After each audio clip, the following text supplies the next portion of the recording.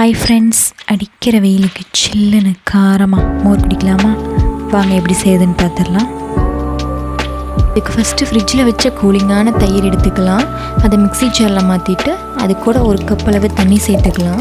இப்போ மிக்சியில் இப்படி 4 திருப்பு அப்படி 4 திருப்பி எடுத்தால் வெண்ணெய் தனியாக உங்களுக்கு திரண்டு வந்திருக்கும். மோரை நம்ம வேறு ஒரு பாத்திரத்துக்கு மாற்றிடலாம். இப்போ பார்த்தாலே உங்களுக்கு தெரியும் வெண்ணெய் எந்த அளவுக்கு நல்லா திரண்டு வந்திருக்கு அப்படின்னு. அதை அப்படியே கையில் எடுத்து நல்லா ப்ரெஸ் பண்ணிங்கனாவே அதில் இருக்கிற மோரெல்லாம் வெளியே வந்துடும். அதுக்கப்புறம் நீங்கள் அதை வேறு ஒரு பாத்திரத்துக்கு மாற்றிடலாம்.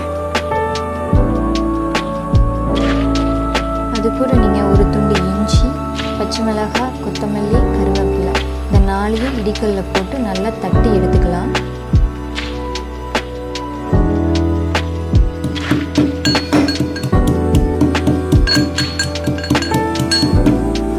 இந்த அளவுக்கு தட்டி எடுத்துக்கலாம். இதை அப்படியே நம்ம அடித்து வச்ச மோர் கூட கலந்துக்கலாம். அது கூட உங்களுக்கு தேவையான அளவு உப்பு போட்டுக்கோங்க. அப்புறம் ஒரு கிளாஸை எடுத்து வச்சு அதில் 4-5 ஐஸ் க்யூப்ஸை போட்டு அடித்த மோரை அதில் ஊற்றினா